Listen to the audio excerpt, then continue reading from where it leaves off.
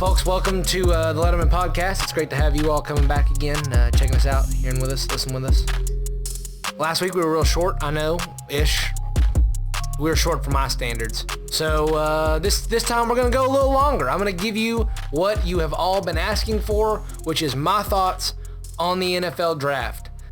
And I'm not saying that this is exactly how the NFL draft is going to go.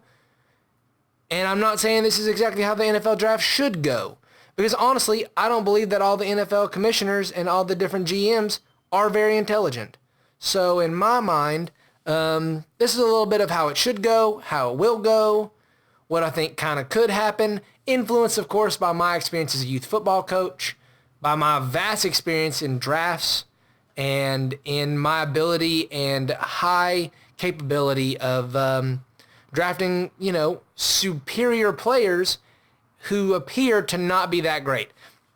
I kind of look at myself like the Patriots of youth football. And I hate to use that comparison because, honestly, I think I find better talent than they do. Jordo is a 3-time better quarterback than Tom Brady is. There's just no question about it. But, they have been able to take players who are not as good and in the system make them a lot better. So that's kind of my thoughts about that. Listen, I'm not comparing myself to Urban Meyer because that dude is garbage and trash.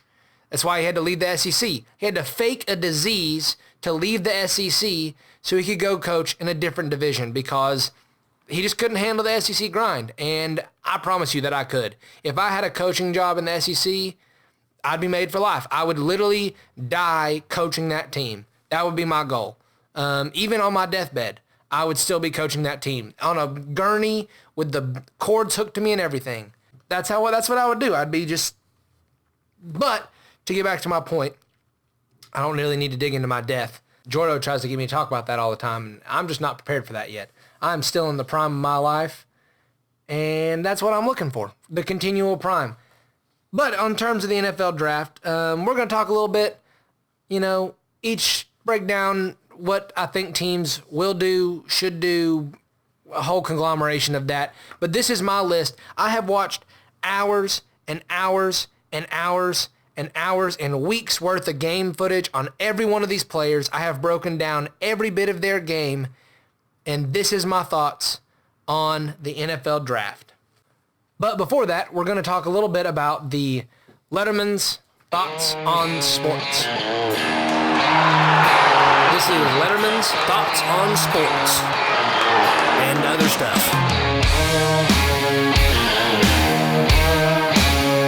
This last week, G-Day game happened. Listen, a couple weeks ago, I watched Florida and Tennessee spring games, and it brought me great peace because those teams were not good. And then I watched the G-Day game, and it was difficult to find, first off, SEC Network, what the hell are you showing softball instead of the G-Day game? What the hell? This ain't cool. I had to go and black market find a way to watch the G-Day game, and that is ridiculous. But some of my fears were confirmed, which was that with Cheney gone, who I had mentored for many moons, that Cheney decided to suddenly leave and go and betray us to the University of Tennessee. And now Georgia's offense looked a little stale, looked a little rocky. Jake Fromm, first pick of first pass, intercepted. At that moment, I was just about ready to drive down to Athens because I decided, I'd seen the other games. I didn't need to go to the G-Day game. We were going to have practice, and I could have a longer practice if I didn't have to go, all that kind of stuff. But about the moment I saw him throw that interception, I got in my car to drive to Athens, and then I found a handle of Fireball, and I drank a part of that, and I decided that, it calmed me down, got me to wake up a little bit. I decided, I'll wait. I'll see how this goes. It's a long game. One interception does not a season make. So I went back in. I watched a little more, continued, things got a little better. I will say I was offended that our best play of the game was a throwback to our backup quarterback. It was a beautiful play. Worked great route, but would really love us to be able to move the ball effectively without having to do that. Because that's some Butch Jones level bullshit offense that's being pulled there. And I believe that we are better than Butch Jones level bullshit. So we can do better than that. We are better than that, Georgia. So we need to get our crap together. Kirby put on a brave face afterwards. They were asking him questions, and he put on a brave face about the offense, just saying, we got some people who are coming in, and we got to get them plugged in. And what that really sounds like is these fools don't know how to play. So I have some guys that Coach Letterman helped me recruit, and we're going to be a lot better because of that. And I just say, Kirby, you are right. You are dead on correct that that's what's going to happen. These players will come in. They'll be better. Listen, Kirby, call me, man. We can work this out. I can come in, do a couple coaches clinics over the week, over the summer. I can figure out how to get back and forth between my team's practices and your team's practices. I care that much about the University of Georgia program. I can be there for you all. So hit me up. We can talk about it. Other than that, not much happened. Some NBA stuff. Warriors lost. Patrick Beverley. I kind of really respect that guy now by the way he's gotten in Kevin Durant's head. DeMarcus Cousins, big injury. Also, your nickname you are named after a fluid that comes out of someone's nostrils. So that's kind of disgraceful. I don't know why you thought, ooh, I'm going to be called Boogie Cousins. Also, who are you cousins with, Boogie? Are you, what is a booger's cousin? That's a question I'd like to ask. But this is not that podcast and not the time to answer this. This is about the NFL draft. Just going to mention NBA. My pick so far of the Bucks is going very well. They've played great. They have played focused. I love it. John Wooden's advice about the Rockets was garbage. But he's half right. He helped pick the Bucks as well. So, we're riding halfies at this moment. Yeah, that's pretty much all that happened this weekend. So this has been Letterman's Thoughts on Sports. And now we're going to get into the NFL draft. Again, like I said, this is how things should/will go. Kind of a weird conglomeration. These are my thoughts on the NFL draft. Let's get into it. First pick, NFL draft. We've known it's been the Arizona Cardinals. Here's the thing. There's been all this talk that the Arizona Cardinals are really interested in Kyler Murray. And I just don't understand it. Because that guy played one SEC team and did not play very well. At the end, he kind of threw some passes that were okay, but for 90% of the game, he was awful. Terrible. Tua outplayed him, and Tua's not even the best SEC quarterback available next year. I think it could all be a smokescreen. That they're trying to get the Giants or the Dolphins or some other team who is quarterback needy to freak out and try to trade with them to get draft picks. And with that, if the Cardinals were able to do that, it would be really fitting. However, like I said, there are two high-quality SEC quarterbacks next year in Tua Tagovailoa and Jake Fromm who are available. Jake Fromm being the better of the two. Listen, Jake Fromm is the only one who could play an entire game and actually win on the, Tua got bailed out by Jalen Hurts. And Jalen Hurts got bailed out by Tua. So I'm not sure that those games, and also the SEC Deep State completely won those games for Tua. Clearly Jake Fromm is the better quarterback, but I do recognize that Tua's game is very insatiable to the NFL pedigree and what they want. But as I'm saying, Kyler Murray, overrated, not necessary. I think all those teams who the Cardinals are trying to smokescreen and get them to bite on a draft and a trade so they can get Kyler so they don't take him.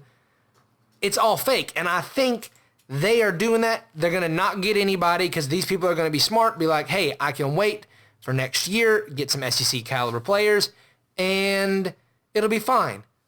And so the Cardinals are sitting there, and they end up drafting who they'd like to get. They're probably going to draft him earlier than they wanted to. I don't know why he would not be drafted number one because he's the best player in the draft. I'm telling you, I have watched so much footage. This is the best player available in the draft. You draft this guy, and the first day he walks into your program, he is a game changer. And that player is DeAndre Baker, cornerback for the University of Georgia. And I know what everybody's thinking. Coach, this is just because you're a Georgia fan. And yes, this is partially because I am a Georgia fan. But also, because I am a Georgia fan, I have watched this guy play for years now. And I recognize game. Listen, game recognizes game, and I've got game as a wide receiver. And I recognize that DeAndre Baker is a great cornerback. So the Cardinals are going to finally figure out somebody to put on the other side of the field to Patrick Peterson, and they are going to draft themselves a fantastic corner, the best player in the draft, which is DeAndre Baker. That's what's going to happen. Pick number 2 now. Moving on, San Francisco 49ers. Here's the thing about the 49ers. I respect Kyle Shanahan. He took tutelage under me. He listened to me. He answered the phone when I called once. And he took my notes. And up until the Super Bowl game with the whole, disappearing act that they had, he had done pretty well as an offensive play caller. So I respect that. I think they've got the pieces they kind of need. So to me, if I'm the San Francisco 49ers, I have the second pick of the draft. I'm going to pick Quinnen Williams. Because here's the thing. You spent the offseason. You got D Ford. You got a couple other players to play on the outside who are great edge rushers. And that's great. But you play in a division with Todd frickin' Gurley, the best running back in the NFL. So you know he's going to be running downhill at you all the time. On top of Todd Gurley, you also can see, you're going to see the Cardinals, who have David Johnson, who is still a quality running back. You're going to be seeing Russell Wilson and his 90 other running backs who may be there. Listen, the Seahawks may not have one rusher that runs for 100 yards, but as a team, they're going to run for 400 because that's all they do. So if you're the 49ers and you're interested in eventually winning that division, what do? Answer, draft a giant man who is called a fat bar of soap by tons of draft analysts, stick him in the middle of the field and say, dare you to run on him. Because this dude is slippery when he's dry. And that's an impressive thing, to be slippery when dry. And, my team, to be slippery, we play wet. Jordo's had pruny fingers since he's joined my team. He's been complaining that his nipples are starting to get too slippery and that it's causing problems when he is doing other things. But honestly, I don't really care about Jordo when he's not on the football field. So we're going to keep oiling that baby up and slipping our way to the championship. Anyways, back to Quinnen Williams.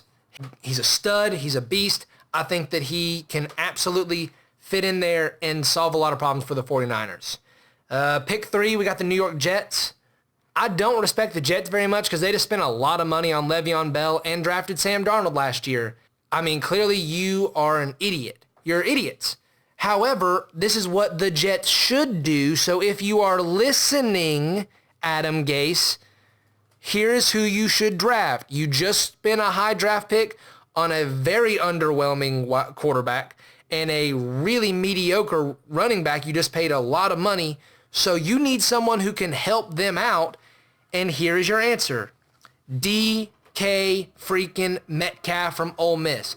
Listen, SEC grind. He's the powerhouse. He's got a lot of talent. He's he's a physical freak. Let's talk about some other physical freaks in the NFL and how well they've done, who also happen to play in the SEC. Maybe someone by the name of Julio Jones, who plays for the Falcons. Maybe someone by the name of Alshon Jeffrey, who played for South Carolina. Calvin Ridley, playing for Atlanta. SEC. We can go down a whole list of other great SEC wide receivers who have translated automatically to the NFL. DK Metcalf is going to be one of those guys. Jets, be smart. Get someone to help Sam Darnold actually look like a decent quarterback that might possibly be better than Mark Sanchez. I'm not sold that this is going to solve it, but it's sure going to help a lot. Pick 4, we have the Oakland Raiders. John Gruden, I'm not sure if you're a genius or a dumbass. Number 1, you look like a doll, which I do not respect, even if it's Chucky. But honestly, those movies aren't that scary, so it's kind of underwhelming that you look like that. Maybe pick Jason Kruger to look like. You can get your face to look like that. Just burn yourself a little bit. It'll be fine. You're in the league, man. You are in the league. You got to get your shit together, John Gruden. Stick some claws on your fingers. Wear a striped shirt. You'll look like Waldo, but it's fine. And this is why, listen, if you're out there, John, listen to me. This is who you need to take. Last year, you said, I don't need an amazing edge rusher in Khalil Mack. Send him off.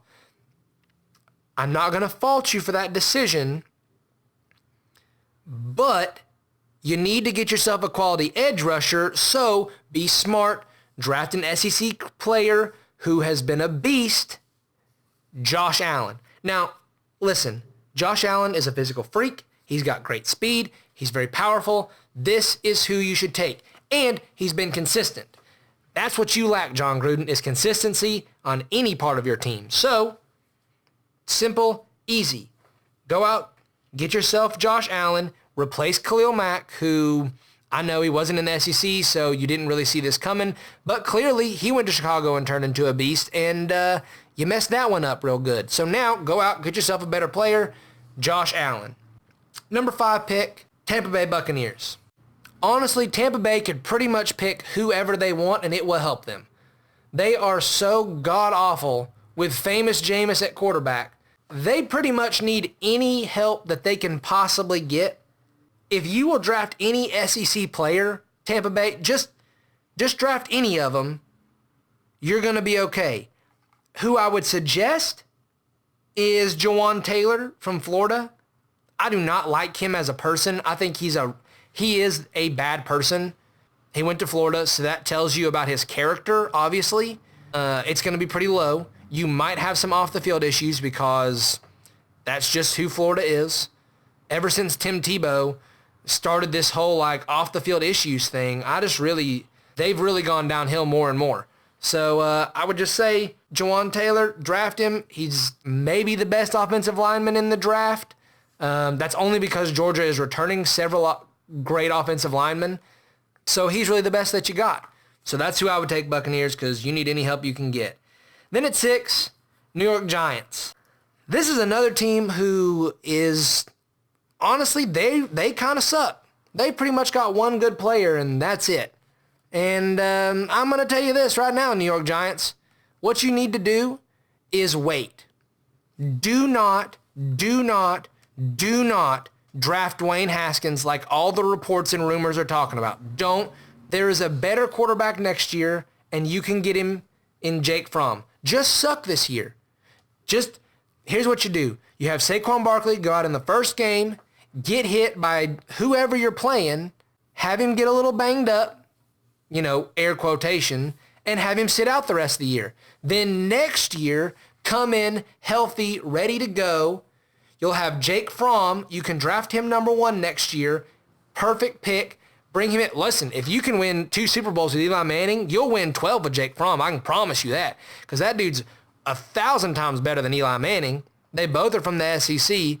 Again, Jake is just better. So you suck it up, deal another year with Eli, get yourself Jake Fromm next year. And so, to protect Jake Fromm, go and draft yourself Jonah Williams out of Alabama. Everybody's talking about he's got short arms and all sorts of shit like that, but here's the deal. Alabama has won multiple national championships since he has been there. He has played in multiple national championships. I would just say trust the history, maybe not the arm length. So listen, Jonah Williams, that's the best pick you're going to get to protect Jake Fromm next year. And that's what I would do. You don't need a quarterback this year. Honestly, you just don't. It's not that big a deal. You'll be fine. Turn around. You're going to get yourself a great offensive tackle who can play, he'll be able to help run block for Saquon Barkley, who is a little bit overrated, honestly. And you'll be able to protect Jake Fromm next year. So it's really a best of both worlds. Draft yourself offensive tackle Jonah Williams. I know he's from Alabama, folks, but his game footage does tell, and he's got some talent. Then we go to number 7 in the Jacksonville Jaguars. Listen, this team is awful, and they've got a lot of problems. Number 1 being that they just paid Nick Foles tons of money to be their starting quarterback. Listen, I have to let y'all know something. Quarterbacks don't make teams great. Coaches make quarterbacks great. Let me give you a prime example of this. My son Tanner is maybe the most Alex Smith level of quarterbacks that you have ever seen. However, I have turned him into a champion. I have won multiple championships with that kind of a quarterback. Counter to that, Santa Claus Andy Reid had Alex Smith, the actual prototype of that kind of quarterback, for years and could not win a playoff game despite playing at home in the playoffs multiple times. Great quarterbacks, they're nice, but here's the deal. Coaches make quarterbacks better. And I have a lot of respect for Doug Peterson because here's why. You won the Super Bowl with a backup quarterback who, when he played for other teams, was awful. He was terrible. He got cut for Sam Bradford, who can't even stay healthy. I'm just telling you, Nick Foles, most overrated quarterback now in the NFL. You did just pay him lots of money. So you need somebody who he can throw the ball to who's helpful. And since DK Metcalf has gone to the New York Jets, that means you need to get the second best wide receiver in the draft, which is Riley Ridley from the University of Georgia. Listen, I know a lot of you think I'm a Georgia homer, but I think the proof of saying DK Metcalf over Riley Ridley proves that I have come at this in the most impartial way that I can. So, Riley Ridley, wide receiver from Georgia. He's got tons of speed. He runs great routes. If you go and look at his brother, this guy is even better. Calvin had a great rookie year. I think this guy can totally change your franchise for you in Jacksonville. That's just who I suggest that you take. Then we go down, Detroit Lions. Again, honestly, this team needs anything. You have not helped Matthew Stafford at all. And I will tell you this, Matthew Stafford is the most underrated quarterback in the NFL. People do not give him enough credit. They think Megatron made him great. No. He made Megatron great. You know how I know this? Megatron left. He quit. Megatron is a quitter. Matthew Stafford, he fights through everything. That man has had blood on his jersey, and he has gone out and continued to compete, and I love him as a quarterback. He's incredible and amazing, and I am proud to say that he is a University of Georgia Bulldog. That being said, offensively, there's not really much you can do, so you really just need to go and find yourself a defensive person, such as Greedy Williams from LSU. Team needs a cornerback really bad that can be a shutdown corner because you play against Aaron Rodgers. He may have just gotten a coach who will actually keep him on a short leash, make him actually run an offense. And if that happens, who knows what could go. So if you're Detroit, you're kind of going, might need to get ourselves a corner who can help shut down a bit of these other situations going down in our division. So that's who I suggest, Greedy Williams. Then we move down, the most not me franchise in the NFL, which is the Buffalo Bills. And you're Canadian. Number one, you should just go ahead and play in the CFL. Like, you're there anyways. You might as well play there. It's fine. But you have I am jealous of the fact that you play in the snow all the time. You play in the snow continually. My team, literally, we go and train to play in the snow.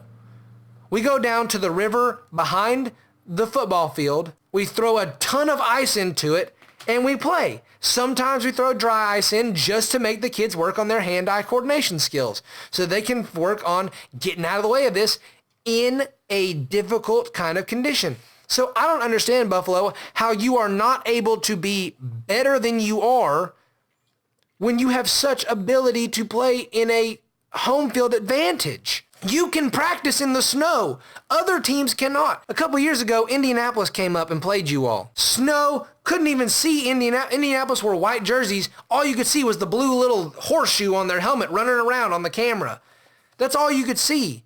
And you lost to them. Buffalo, you all are an embarrassment to the NFL, honestly. And that's why I said you should just play in CFL, which is where you're already located, which is in Canada. That being said, you are in the NFL, you have the 9th pick of the draft, and I suggest you take Montez Sweat. Listen, this is a reach. He's a physical freak, but if you look at his tape, it's not that impressive. He really just had an amazing combine and was the combine freak. But let's go back and look at John Ross. He hasn't really done very much. Pretty underwhelming of a career. so far, continually injured. Montez Sweat, it's a reach at 9. However, the Bills kind of like to reach. That's why they've held on to LeSean McCoy for all these years. Like, he's not that great, and he's kind of shady. That's why they call him that, because he's kind of shady. He's a weird guy. So I don't love this pick for you, but this is where I think you're going to go, and I think you're going to draft Montez Sweat at 9. You should have been smart and taken Devin White, who is still on the board somehow, but you won't. And you'll be stupid, and you'll take Montez Sweat earlier than he needs to come off the board, thinking, oh, we got ourselves a physical freak who we can turn into a great player. Buffalo, you have never turned anyone into a great player, so I don't know why you think he'd start now. So disappointing pick there in Buffalo, which is a disappointing place to live anyways. Then at number 10, Denver Broncos. Listen, John Elway, you've been a really bad GM who just lucked into the fact that Peyton Manning got cut from the Colts, and you got that kind of SEC grind caliber player. And I hate Peyton Manning. I hate everything about him. I hate his stupid forehead. I hate his voice. I hate his teeth.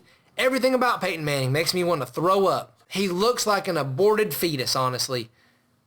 That being said, man could sling a football and was smart as hell. And like I said, game has to recognize game, and that man could read a defense just like I can. He's a little bit under that, but he's pretty close. Because he's calling his own plays from the quarterback position, and when I play, I call my own plays from the wide receiver position, which I think is way more impressive of an angle to be able to do that and to be able to read a defense from. But I do recognize, Peyton Manning, that you are a pretty good NFL quarterback. Not Matthew Stafford, but you're pretty good.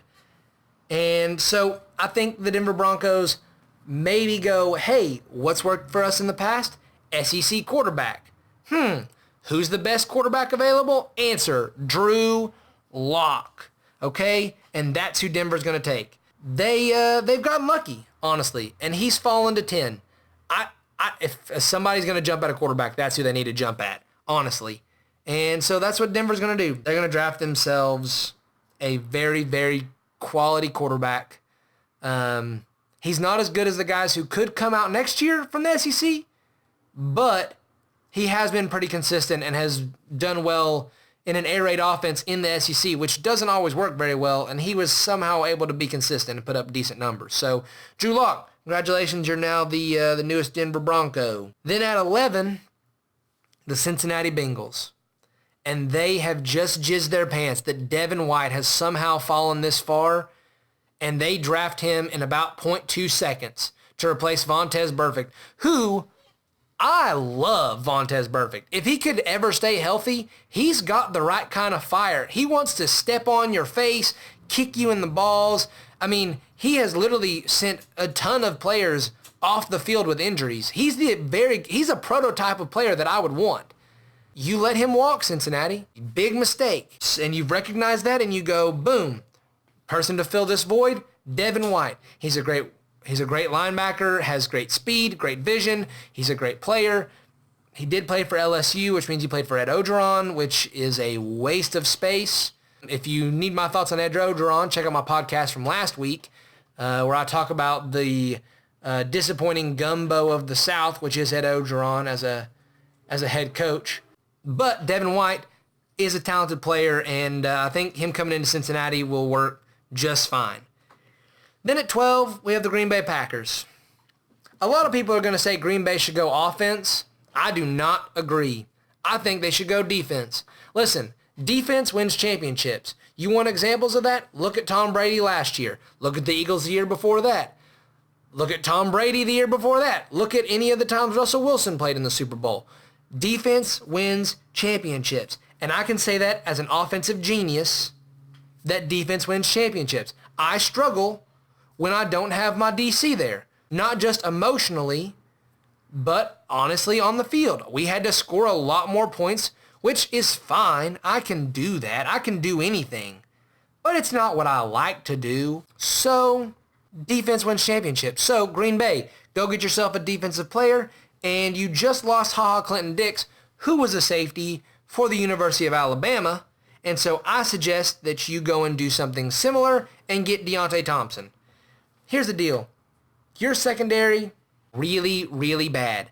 And honestly, you play in a division with the Chicago Bears, with Matthew Stafford. You need somebody who can be back there and play great at safety. And Georgia's returning theirs, so you're going to need to figure out how to fill that void. And Deontay Thompson is the best safety available. So that's who you're going to draft, is Deontay Thompson. I would just like to say he is not the best secondary player available. Again, that is DeAndre Baker. And even before him is Greeny Williams. So if one of them were to fall, go there. Don't go Deontay Thompson. But since I do not foresee that coming and I didn't put that in here, don't do that. Go Deontay Thompson. He's a good choice for you. Again, also, if DK Metcalf falls to you, because the Jets decide to be stupid and draft Nick Bosa or someone who I hope they do not, because that's a waste of a pick. But honestly, the Jets are a waste of space, so it could happen. But anyways, Green Bay, Deontay Thompson, safety for Alabama. We go to the Miami Dolphins. This is another team who is in complete, full rebuild mode. Them and the Giants next year are actually going to both be in the sucking for Jake Fromm. Like, honestly, they're trying to fail for Fromm next year. That's what these guys are doing. And whichever one of them comes in second will just be like, oh no, we meant to tank for Tua, and that's just not true. They were trying to fail for Fromm, but ended up tanking for Tua. I get it. It's fine. You end up in that kind of a situation. But either way, if you get Fromm or Tua, you need to make sure you have players who are there who can help them. And I suggest Irv Smith, tight end out of Alabama. This way you get a great blocker, you get a great pass catcher. A lot of people are interested in the Hawkinson kid and some other tight ends, but they did not play in the SEC, which means they have not blocked real pass rush their entire collegiate career. So draft the guy who has played Georgia multiple times, who did okay as a blocker, but did well as a wide receiver in Irv Smith. Great talented player, bring him into you.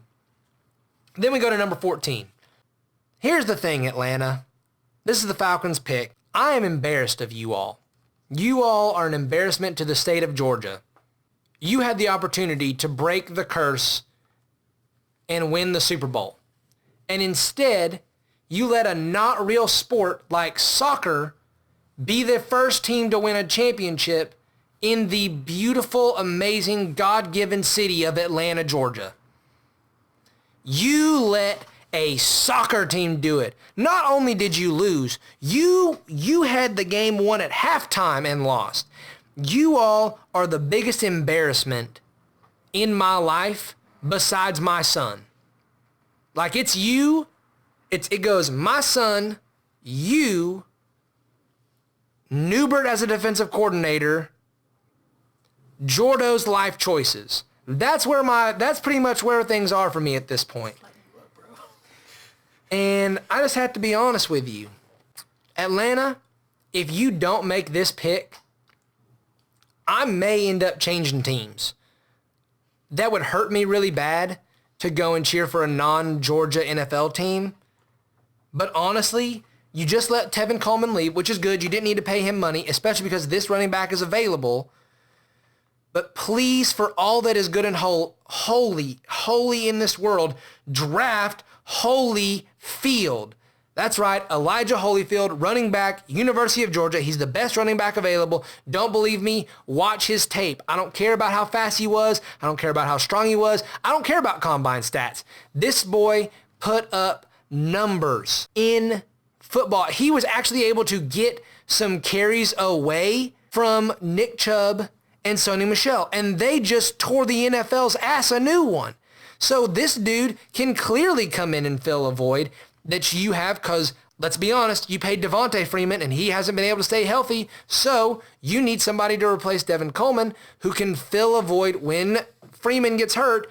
Holyfield will be your guy. He can stay healthy. He's a powerhouse, brings a great name with him, Never hurts to have a famous boxer as a part of your, following. His dad won me 10 grand once, so that's pretty helpful. That helped me go to prom as a child. That's how I afforded 3 luxury limousines to take me to prom with water furniture on the inside. So thank you, Mr. Holyfield. I very much appreciate that. But draft this kid's son. He is a great player. So Atlanta, please don't mess this up. Please don't mess this up. For me, please don't mess this up. And draft Elijah Holyfield at the 14th pick. Then we get to number 15. And this is where things get really stupid. This is the worst franchise in the NFL. They're idiots. They're a waste. The Washington Redskins. Last year, they had the opportunity. They could have drafted Sonny Michel. They could have drafted Nick Chubb. Instead, you know who they did draft? Darius Geis. You know what he's won in his life? Answer, nothing. He's a failure and a waste of space. So Washington, you continually mess everything up. You're just a horrible, horrible franchise. And honestly, I'm ashamed that I have ever watched a game that you have played in because it's a disgrace. And again, here's another one of the Gruden brothers who, again, is a waste of space, just like your other brother. He's won a Super Bowl at least. What have you done, huh? What have you done, Washington Gruden? You're a waste of time. And you're in the nation's capital, which also I believe should move to Atlanta. I think that should be the nation's capital, not Washington, D.C. Just, it's a better place. It's prettier, honestly, than Washington, D.C., and the weather's nicer. We're not actually built on top of a swamp. Like, why did we think, hey, a swamp, that'll be nice for our capital? That is bad for America. We should change our location to Atlanta, Georgia, where it's much nicer and much prettier. Drain the swamp, move that to Atlanta. That's what you should do. Just drain the swamp and move it down there. But this team, who is like a swamp worth of hell shit piece of crap Washington Redskins, they're going to be idiots. And they're going to think they've gotten really lucky that this quarterback has fallen to them at 15. But he is not lucky at all. And they have been fooled by the greatest snake oil salesman there is, Urban Meyer. He was a snake oil salesman in college football. He's a snake oil salesman in quarterbacks, and they're going to pick Dwayne Haskins. Listen to me. There has never been one Ohio State quarterback who has succeeded in the NFL. Not only that, there has never been an Urban Meyer quarterback who has succeeded in the NFL. You know how we know this? His best quarterback statistically in the NFL is Tim Tebow. I'm going to repeat that. Timothy Suck on Cock Awful Tebow. He's awful. He's a terrible person. He's a terrible athlete. He cannot throw the football. His arm mechanics literally look like he's trying to, I don't even know. It's like he's trying to open a beer can while throwing a football at the same time. It's awful. He has bounced around to different teams, and now he's in baseball. Now he's affecting America's pastime, which, let's be honest, is not actually America's pastime anymore. It is now football. So we need to stop calling it that. But he's now trying to affect that with his awful throwing motion. Do you know what sport you throw in just about as much as you do in football? Answer, baseball. Yeah, Washington, you're going to go out and get yourself an Urban Meyer fake-ass quarterback in Dwayne Haskins, who will be an embarrassment. You will be embarrassed just like your name is an embarrassment. Honestly, call yourself something better than the Redskins. Like, that's just so lame. You could pick something cool like Missiles or the Washington Lasers or the Georges or like the Washington Georges. Like, that sounds... No, that's lame too. That's not even... I don't know, like the Washington, like, Snakes or Bears. That was already Bears. So maybe the Snakes, the Washington Vipers. I don't know. You could do something better than the Redskins. Like, that's just... It's weak, and honestly, you're just paying, you're doing cheap things to get advertisement. It's like if I called my team the Jews. That doesn't play well. People are going to be offended. You're going to get publicity, but it's not really the publicity you want. So, number one, change your name. Two, don't do this, but you're going to, and you're going to draft Dwayne Haskins at 15. Folks, we're almost halfway through the draft now. We got one more pick to get halfway there, but honestly, my butt's going a little numb, and so I'm gonna take a little break, and we're gonna send you to commercial right here to a word from our sponsor.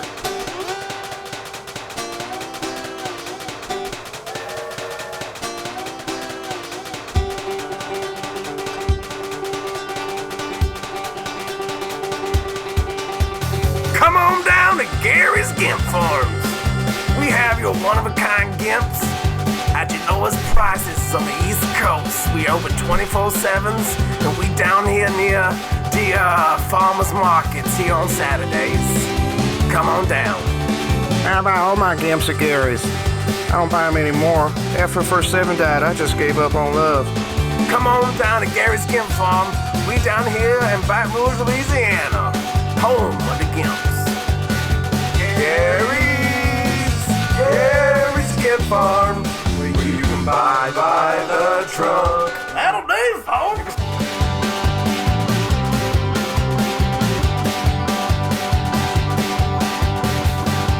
And welcome back to Break, folks. I hope you all enjoyed that commercial. I found it quite informative and moving, honestly. It's not quite as moving as the Puppies with the Sarah Bareilles song or whatever that came out a few years ago, but it's close to moving that way. I am against animals, but when you combine like sad dog photos and that song all together, it really emotionally gets to you. But I don't know, I found that commercial rather moving as well. It's pretty emotional and got me in an emotional spot I didn't think I had anymore. I thought I had beaten it out of me, and it did not. Anyways, back into the draft. Listen, pick 16, Carolina Panthers. Also, I know a lot of you guys are probably thinking, Coach, why are there no draft day trades? What's happening there? Here's the deal. I do not believe in draft day trades anymore because last year during the draft, we traded my son.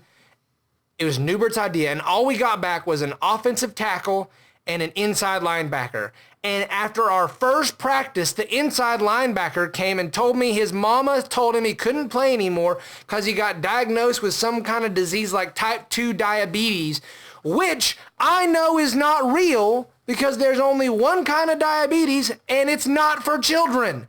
So I honestly, since then, I have just been no more trades. I am against it. And if I'm against it, then in my mind, the rest of the world should be. Because, listen, when you're as great at drafting as I am, which is how you win championships after championships, surely somewhere in here, there's some guys who are like half decent at it working for NFL teams, and they'll realize trades just never really work out well. So let's just analyze some players and come in. What is this, bro? Chacho party in there? What's up, dude? How's it going? You Coach Letterman? Oh, there's 2 dudes right here looking all types of duty. My name's Braxton. I'm brought here by the Chechnians. You owe them some money, bro. And until they get it, I'm going to be in your face. Just like this.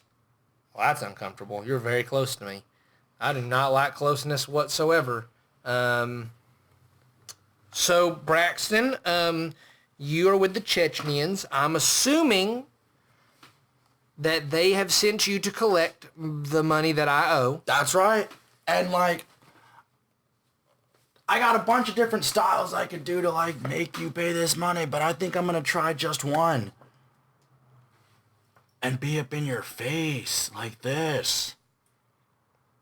For a while. I mean, I guess I could go through the draft like this. Imagine that on stage accepting your new draft picks with me in your face like this. Freaking weird, dude. Why do you smell like garlic anchovies? Like, you do not smell good at all. Steak and Shake down the street, dude. Chill. So you don't sound very Chechnian, Braxton. How did you get involved with them as a just kind of wonder? Chechnians, me and them go way back, dude. They found me on Craigslist about 3 weeks ago. I've been working with them ever since. You heard Alabama, that whole crisis that happened there. Who do you think took care of that? Cleaned it up. Wow. Florida State with that whole girl in the parking lot, dude. Who do you think cleaned that up? 3 weeks ago?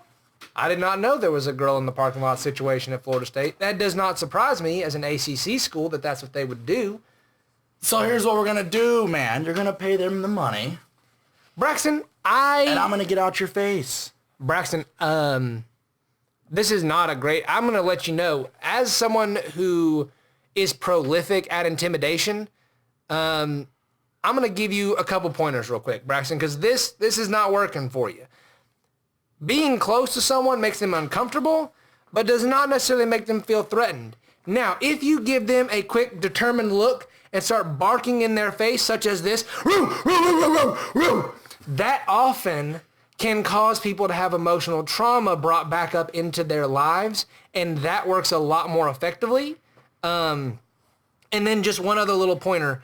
I would suggest, like, you smell bad, you don't look well put together. There's just, the whole package is a little off. So if, pop a breath mint before you go in. Make sure that your clothes are, not quite as wrinkly. The look goes entirely into intimidation. Let me give you an example. You got a problem with my fit fam? You got a problem with my fit family? Dude, my dad will sue your ass, bro. Don't ever talk. You see this flannel Urban Outfitters $35.99, bro. You want to talk about outfits, fam? We're not here for that. You're gonna now I'm barking in your face, bro. You're gonna pay them their money, or you can fix your games. Just took a little coaching to get you there. This is working better for you now. So listen, Braxton. How much money do I actually owe them? Because I have kind of lost count. Let me see. I brought the receipt, fam. Perfect. Thank you. $22,644.62. I forgot about the 62-cent part. That was on the Nevada game. I was, I bet low because I was really saving up for a higher bet later on. That clearly didn't work. Now I got 62 cents added onto this thing. So here's the thing, Braxton. Despite the appearance of my apartment in lava lamp, suits of armor, rotating DVD case, of course, encyclopedias. Yeah, it's a pretty chill place you got here, dude. I like it, man. It's pretty nice. Here, you should look at the view out the back. You can see the fountain.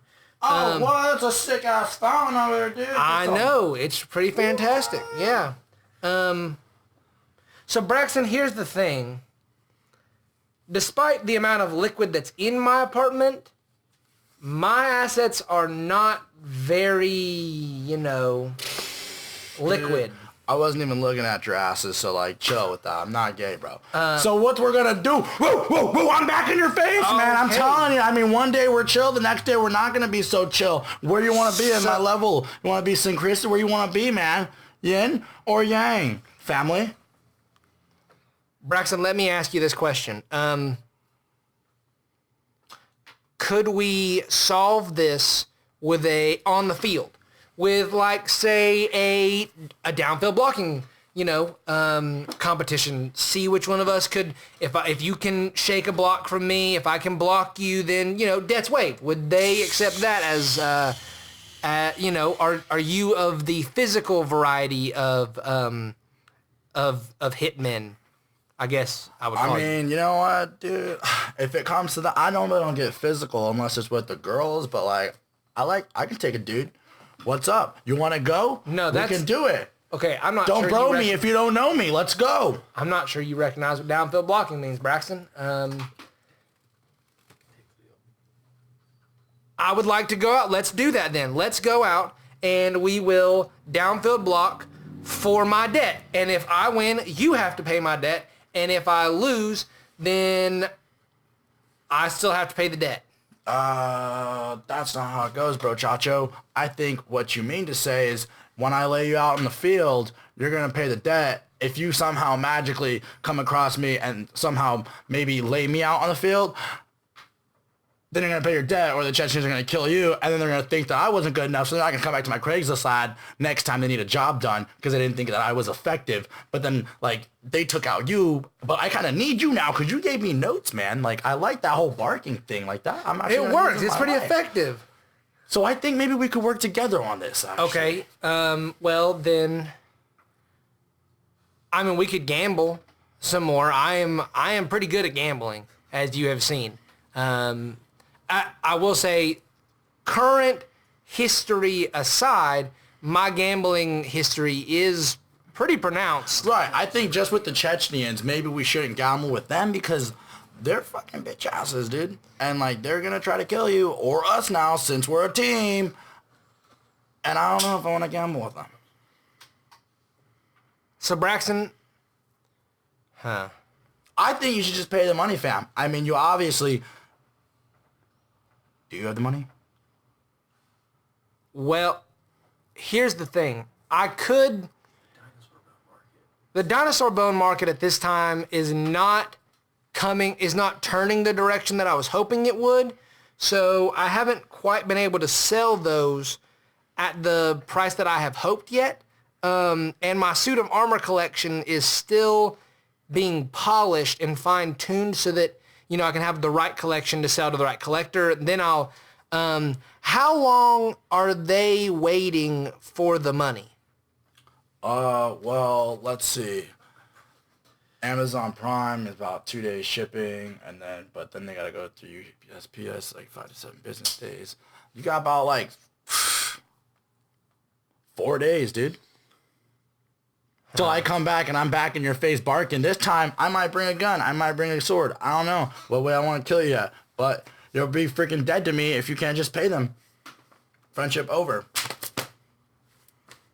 Well, I do not care about friends whatsoever, Braxton. I only had one friend, and he greatly disappointed me, so I don't trust people anymore ever since my defensive coordinator went to jail. You know, it really damaged me. It caused me a lot of emotional trauma, so I don't really do friendships anymore. Braxton? That's my name. Don't wear it out. What do you think about youth football?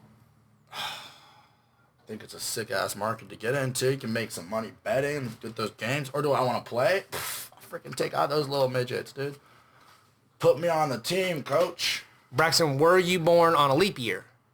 I was born in Pennsylvania. That's not a year. I need to know if you happen to be born on February the 29th. No. Then a no. Unfortunately, I believe that you are probably not going to fit the loopholes that I have found to get into the, we could fake a birth certificate. Yeah, dude. Honestly, I though, got this new printer at home. We can make listen, when it comes to printing, I do not need anyone to take it home with them. I have plenty of prints here. I have unlimited laser ink prints here at my apartment complex. Then, fam. Let's do it. Throw in a flag and push me back 10 yards because I'm holding. Let's do it. Braxton, I'm going to ask you a question here. I'm assuming that they need some kind of guarantee that, you know, things are going to go well and that the Chechnians are going to get they need a guarantee they're going to get their money from me, correct? Yeah. So the only kind of guarantee that I can offer is that on August 1st, I'm going to whip the Indians' ass so bad that Marlon regrets ever betraying me. So what you're telling me is that on August 1st, you're going to whoop the Indians' ass so bad that that Marlon guy is never going to betray you? Correct. And then what, family? Is that magically going to appear $22,460.62 in their pocket? However, if the Chechnians are interested in getting into the youth football market here in North Georgia, I am the safest bet, and I can... Okay, Coach. We can do this. We can guarantee, the Coach Letterman, guarantee that I can pay back my entire debt by the end of the season if the Chechnians will bet on me the entire season. They will not lose a bet. I will cover every spread. I will cover I will win every game. We won't lose a game. So number one, they can bet we're going to win the championship, win the Pork Chop Invitational. We will not lose. And that we will cover the spread of every single game. Because, I mean, honestly, my quarterback is Jordo. I mean, I haven't drafted him yet, but he's going to be my quarterback. And we're going to win every game. And I can manipulate him enough to be able to, you know, cover the spread. You promise? Say you promise, fam.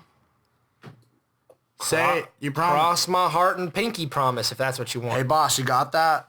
Yeah, I'm on my way What the back. hell? You heard it first. He's on the phone the whole time? Braxton, I thought this was private. Sorry about your door, bros.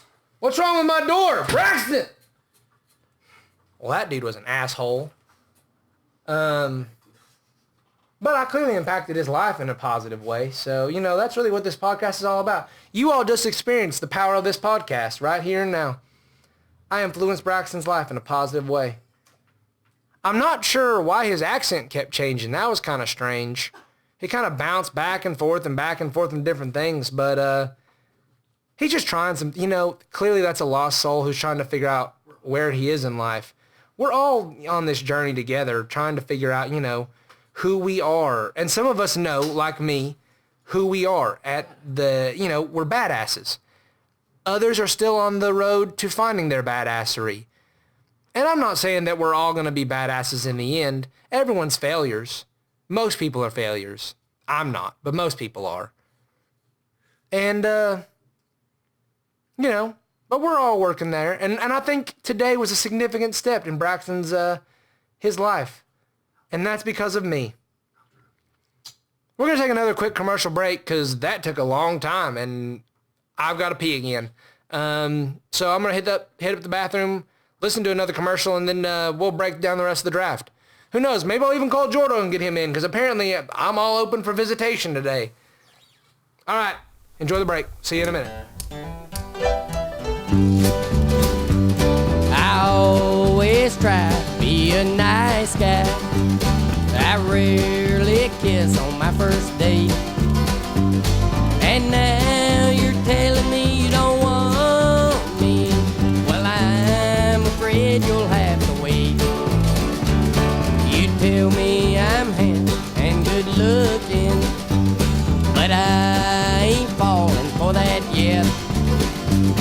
You drop me like a hot potato if you get what you're out to get.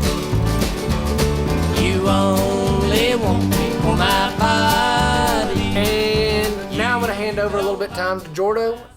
He has asked, since I have been bringing him on the podcast, for a little time that he can have some control over what he does. So I'm going to give him about 30 seconds, and in that time, I'm going to go drink a beer and eat a pizza.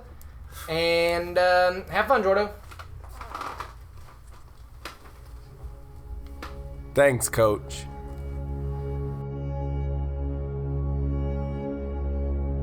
This is 35 Seconds of Inspiration, brought to you by 35 Days of Inspiration, a book available on Amazon.com and BarnesandNobles.com, also available in stores.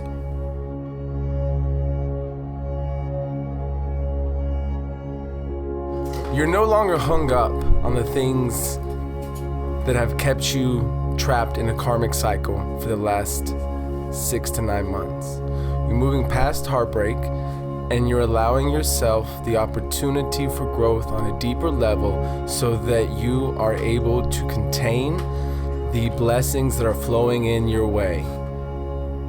Don't give up now, because you're almost there. Heartbreak has passed, and now is the time of joyful celebration. This has been 35 Seconds of Inspiration, brought to you by Treelight, sponsored by 35 Days of Inspiration, available on Amazon Prime. Thanks for having me on, Coach.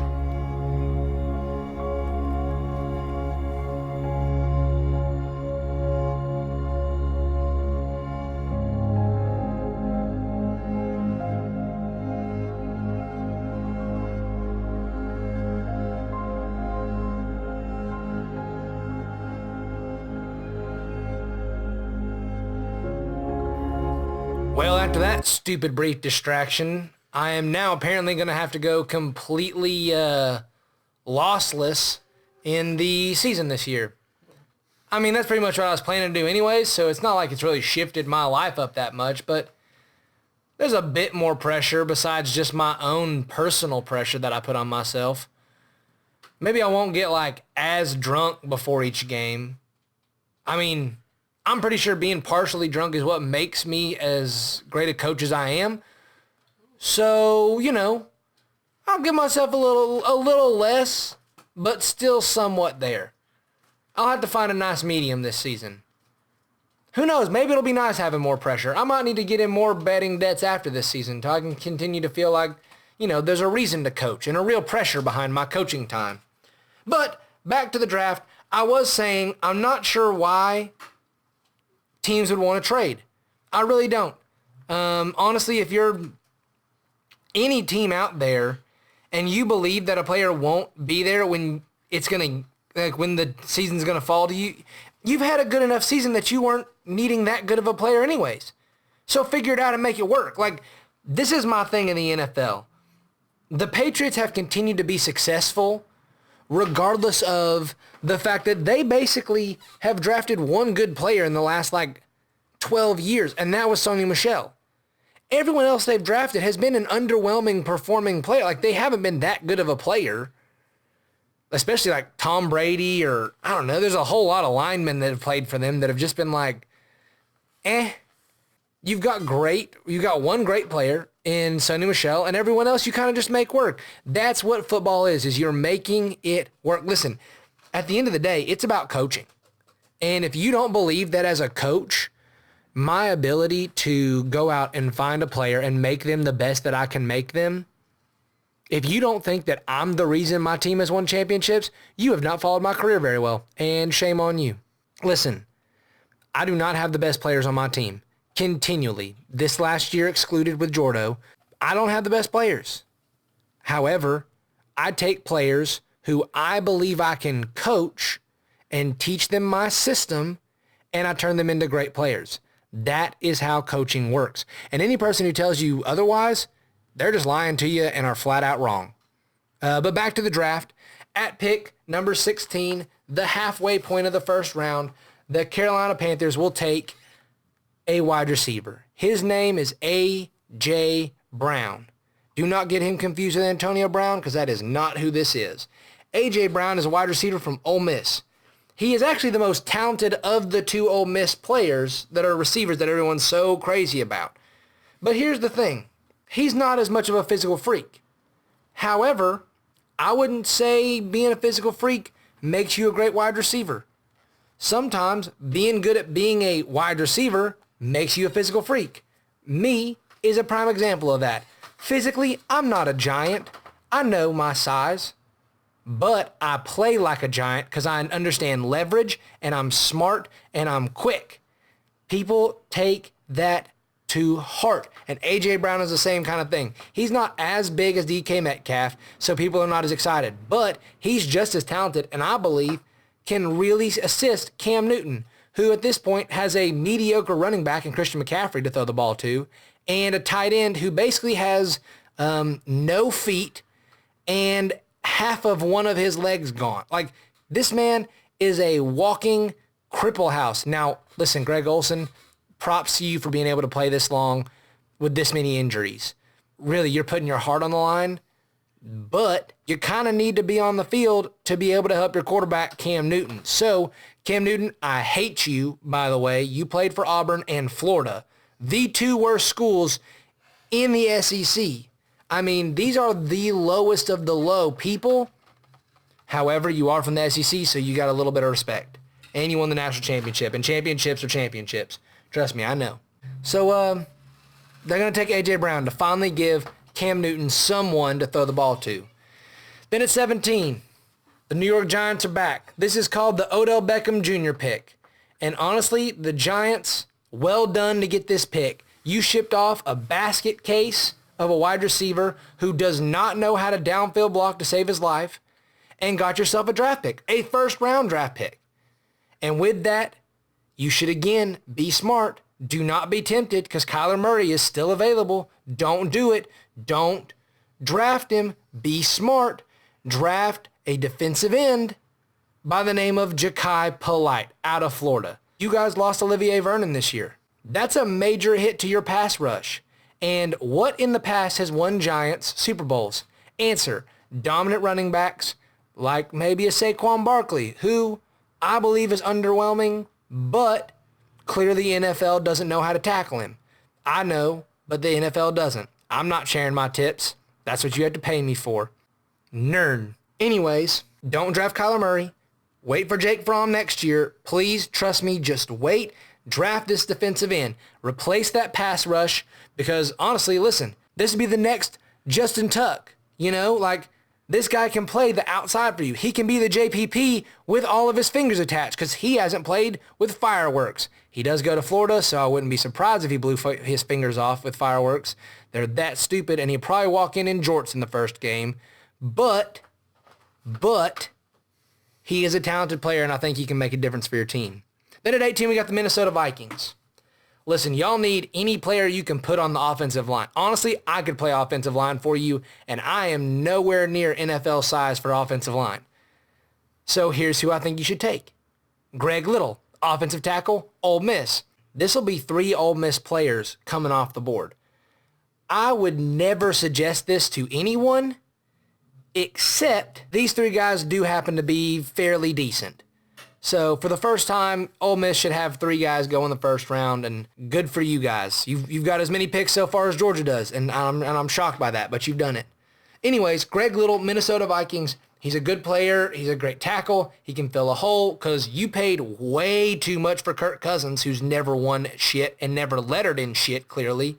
But you paid for him, and now you need to figure out how to keep him on his feet. Draft yourself an offensive tackle, and I suggest Greg Little. Then at 19, this is my first actual player who I believe should go at this point who is not in the SEC. And his name is Clelin Ferrell. He played defensive end for Clemson. Listen, he's a playmaker. It's clear how he played against Alabama in the national championship both times. This dude's been a baller.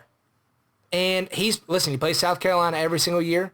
And I'm not saying they're that much, but they're in the SEC. He's played Alabama multiple years. That's impressive. This kid has worked hard. His dad was in the military, which I respect. His dad raised him that way. His mom was in the military. He's clearly got those principles ingrained into him. And I would say right there, Clelin Ferrell, 19, Tennessee Titans. Because here's the deal. Titans, you guys have to figure out some way to get pass rush going. Because you happen to be in a division with Andrew Luck and Deshaun Watson. That's some, and now the overpaid Nick Foles, who maybe will be a partially decent quarterback. I'm not sure. So you're going to have to get some pass rush. You're going to have to be able to affect those quarterbacks because honestly, they're going to just keep picking you apart. You can't keep half-assing your way into the playoffs. Last year, you almost made it. If you had had Marcus Mariota, maybe you would have made it, but he couldn't handle an SEC grind, so he clearly can't handle the NFL grind, and that's even softer than the SEC grind. He gets hurt in the NFL grind. That's Pac-12 shit right there. I mean, that's some Pac-12 bullshit kind of garbage coming out, which is why he played for Oregon. But get a pass rush, keep that defense going, you run the ball effectively. You're basically semi-running my 3 knees and punt kind of a situation, but you're using Derrick Henry instead of kneeing down because you're afraid Marcus Mariota might break his leg if he takes a knee. So you're running the ball with a big giant and Derrick Henry. It works. Going on to number 20, Pittsburgh Steelers. You all have had a great offseason. You got rid of 2 players who are the most overrated players I've ever seen. Antonio Brown, overrated. He's garbage. I need some buttons in here so I can push and make it do the overrated thing. We need to get say Nick, we need to get some button thingies, all right? He's giving me a thumbs up. That sounds good. Expect button thingies next week, people. Antonio Brown was overrated. You got rid of Le'Veon Bell. Overrated. Both of those guys, basket cases in the locker room. You didn't need them. So instead, it had to come at some point, Steeler fans. You knew they were going to eventually mess it up. They'd had too good of an offseason. And now they go out and they draft the idiot of a younger brother, Nick Bosa. Listen, this isn't who they should draft. Check out my Periscope. Nick Bosa is garbage. I clearly tell you, do not draft younger brothers of players, especially not younger brothers of disappointing older brothers. Listen, Jesus' brother didn't save it. Little brother didn't save anybody. Listen, the only little brothers who actually work out in life are the ones on Game of Thrones. All right? They're the only worthwhile little brothers you can really have. Tyrion, Jon Snow, honestly, any of them. Any of them who are not the firstborn, I like them the most. That's who I'd take. But this is not Game of Thrones. This is football. And in football, guess what? Little brothers suck. And in football, Joffrey over Tommen every time, okay? Take the older brother. I know. You Game of Thrones people are going to say, but I'm telling you, little brothers in football, disappointments. So the Steelers, disappointment. They're going to go out and get themselves some kind of they think it's a steal in Nick Bosa, but it's a bust. 21, Seattle Seahawks. Listen, the Seahawks are built on defense. That's who they are. They just paid Russell Wilson to become the highest paid quarterback in the NFL, and I don't buy it. I don't know. They just run the ball a whole lot. So, I don't know. You paid a lot of money to him, so you're going to have to be looking for players on the cheap. They're talking about wanting to trade Frank Clark, some other people on defense and things, and I get it. You know, you're trying to save some money because you just paid way too much for a quarterback. Now, what you need? Defensive players on the cheap. Here's a simple answer for you. There's one from Alabama who plays inside linebacker by the name of Mac Wilson. He's available at 21. Draft him. Listen, Mac Wilson, people are undervaluing him so much. But listen, I have watched Alabama play a lot of football, unfortunately, because we have, at Georgia, have played them several times, and the SEC Deep State has stabbed us in the back several times. And I can tell you this for a fact. Mac Wilson may have been the only player on the field not being helped out by referees. Maybe just a little bit, but not completely. He's a very, very talented inside linebacker. And honestly, look, Alabama defense. That's pretty much the only thing you can trust. Don't take Alabama running backs. Take Georgia ones. Do not take Alabama wide receivers. Take Georgia ones. Do not take Alabama quarterbacks. Take Georgia ones. Prime example, A.J. McCarron versus Matthew Stafford. Which one of them is starting and which one of them is not in the NFL? Answer, A.J. McCarron, not in the NFL. Matthew Stafford, starter for the Detroit Lions. Fact. Listen, I'm just telling you, you want defense? Grab one from Alabama. It's not going to go bad for you. Then at 22, Baltimore Ravens. Let me tell you something, Baltimore. You've got yourself a fancy quarterback. You might need to be able to throw the ball to someone because you also have no wide receivers. So here's an answer for you. Deebo Samuel, wide receiver from South Carolina, okay? You need some kind of offensive weapon besides the one running back that you have and now Mark Ingram. Okay, you need to be able to throw the ball to someone. And here's your answer. Deebo Samuel. He gives you multiple options. Listen, I once watched this guy play Tennessee, and he threw a touchdown, caught a touchdown. I'm pretty sure he had a pick six and returned a kick for a touchdown. Okay, he can do everyone. I'm also pretty sure he rushed for a touchdown. He might have scored all of their points single-handedly. That to me says NFL prospect, high grade. Baltimore, you've gotten a steal with Deebo Samuel. Then at 23, Houston Texans. Listen, everybody's talking about you need to be able to protect Deshaun Watson. You know the best way to protect your quarterback? Run the football. And you know how you do that? You draft the best running back available in the draft. Well, second best, because Elijah Holyfield's the best. This is what everyone calls the best. Anyways, this is the second best running back in the NFL draft. His name, Josh Jacobs out of Alabama. He's got receiver-type hands. He can run routes really well. Listen, Lamar Miller is fine, but he ain't great. Jacobs can bring you a weapon who can flare out. He can give you some other kind of offense. He also can stay semi-healthy, which you struggle with everywhere else on your team. So at this point, you've got two good players. You could take a better running back. A lot of people think that the Houston Texans should go lineman, but I think the best way to protect your quarterback is to run the ball a little bit more so people don't rush so much. 24, the Oakland Raiders are back. This is the Chicago Bear pick. And listen, Gruden has waited this long. He's not going to be able to wait any longer. He's going to overdraft and take Kyler Murray, QB from Oklahoma. It's going to happen eventually, folks. He had to go in the first round. He shouldn't have, in my opinion. There are still better quarterbacks who are available, and none of them are going to take Will Grier, who at least played in some of the SEC. I mean, he transferred, so that's kind of weak, but he at least played.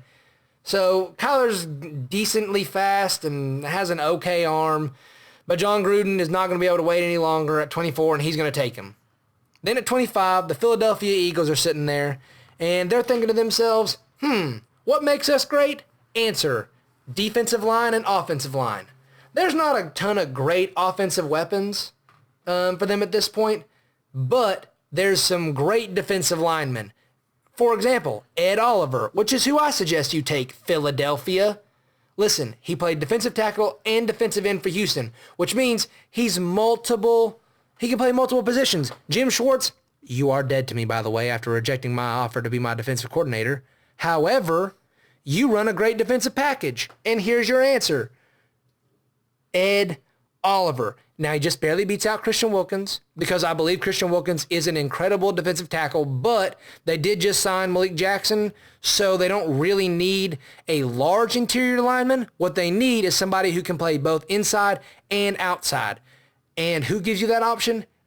Ed Oliver. Draft him. Even though he played in the AAC, which is even weaker than the ACC, but he's got some talent and some speed, and sometimes those players just kind of pop in the NFL. Just saying. Then we go to the Indianapolis Colts. Listen, you all were surprising last year. You got your defense working, but you can get better, and you can build that up in the middle, and you do that with Christian Wilkins. That's who I suggest you take. Defensive tackle Clemson. Honestly, if the Philadelphia Eagles take him, you take Ed Oliver. That pick right there, those two are interchangeable. Whichever one goes first is who goes first, and the other one goes to the next one. Then we go to 27, and Oakland's back up again, and this time they actually get smart and draft a half-decent player in Travion Williams. He's a running back from Texas A&M.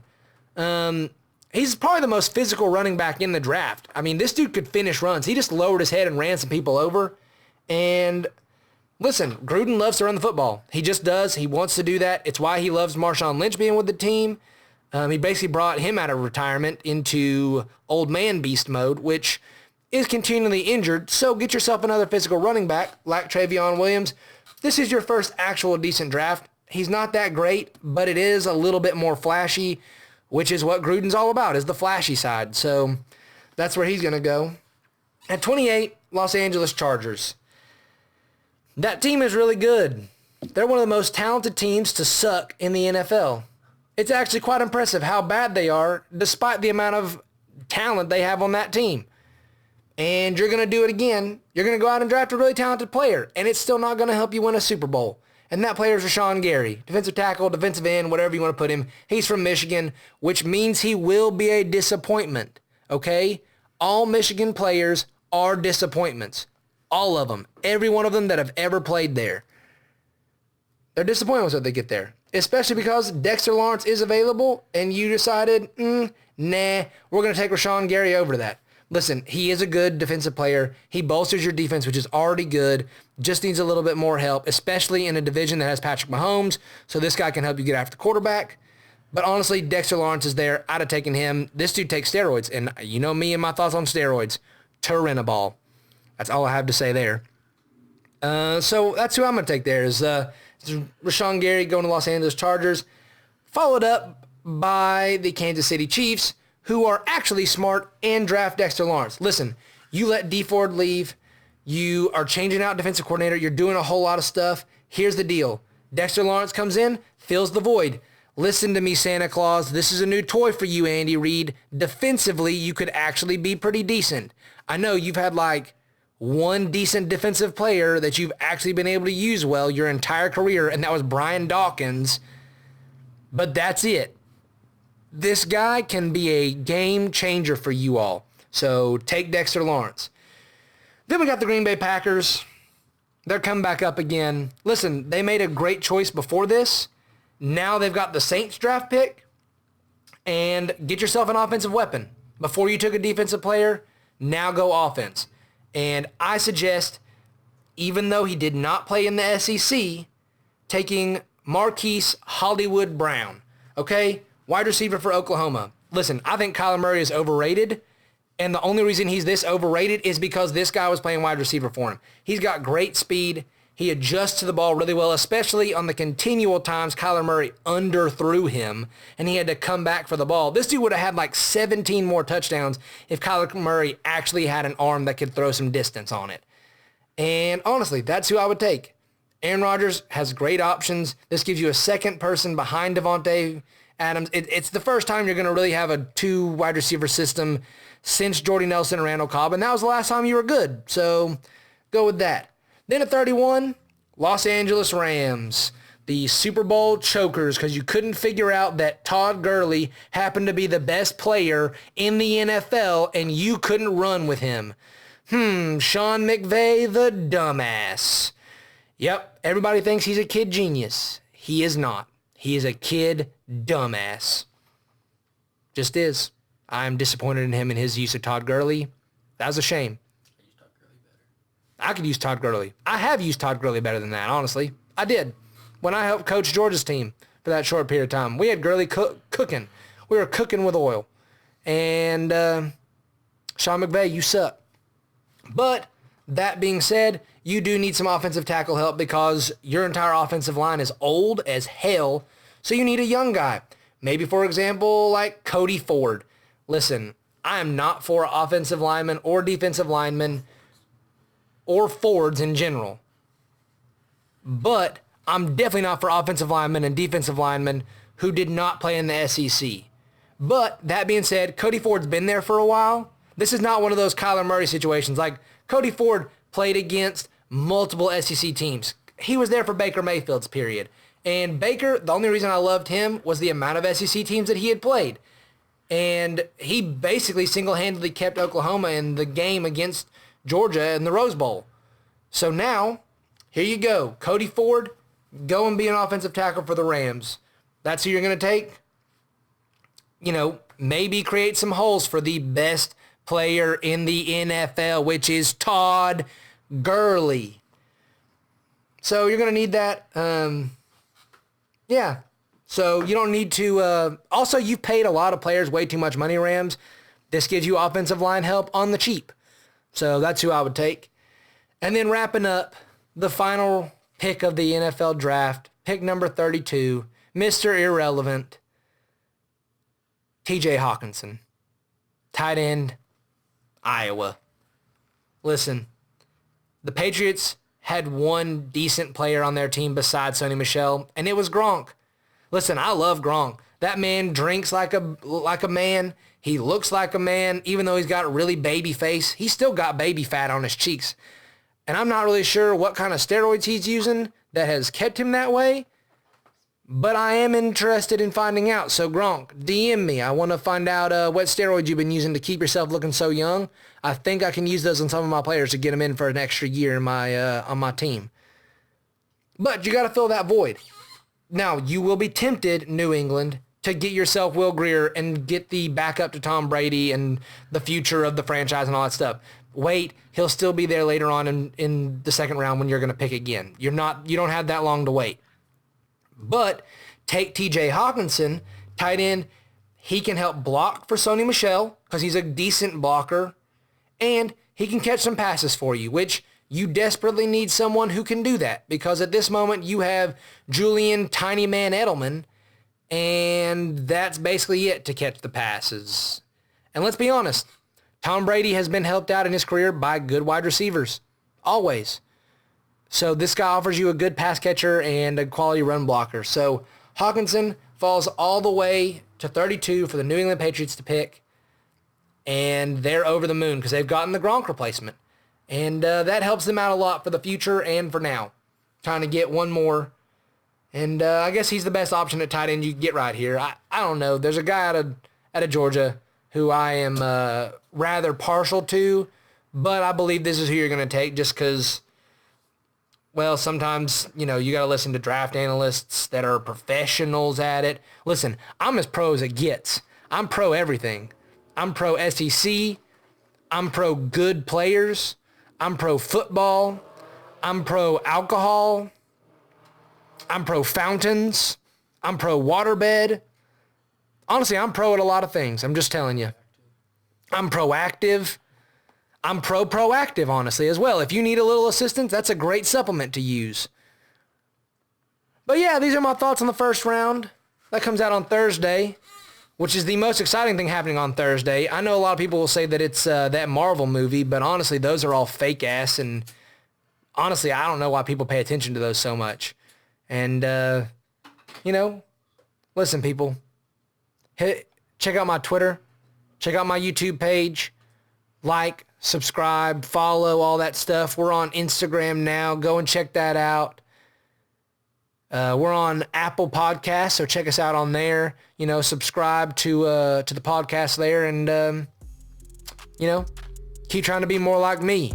That's what this whole thing is about. You all being more like me. And yeah, that's it. We'll see you next week. And